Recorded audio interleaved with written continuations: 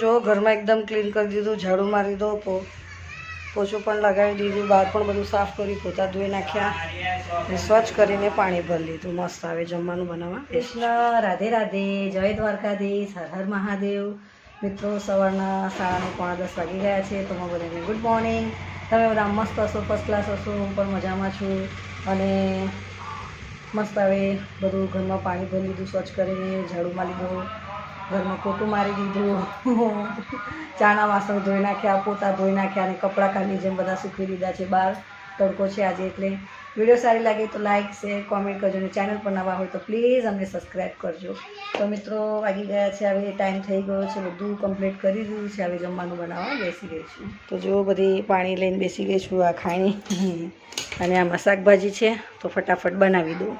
મને તો લાગ્યું 9:30 પોણા 10, પણ 10માં 5 જ કમ બાકી છે. બાપરે!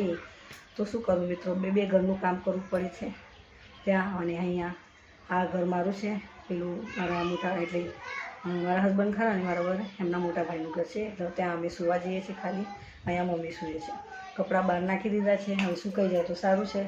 તો ચલો વિડીયોમાં બન્યા રહેજો, હું બનાવી દઉં જમવાનું ફટાફટ, કેમ કે મારા દીકરાને લાગશે ભૂખ. નાનકડા છે તો જોયા જ ને તમે. અને આ તો ગૌરી વ્રત તો બીજો દિવસ થઈ ગયો છે, તો છોકરીઓ ઘરે આવી હતી, મજા આવી, થોડી વાતોચીતો કરી. તો મળીએ પછી આપણે. 10 વાગી ગયા છે અને હમણાં જ શાક વઘાર્યું કુકરમાં જો.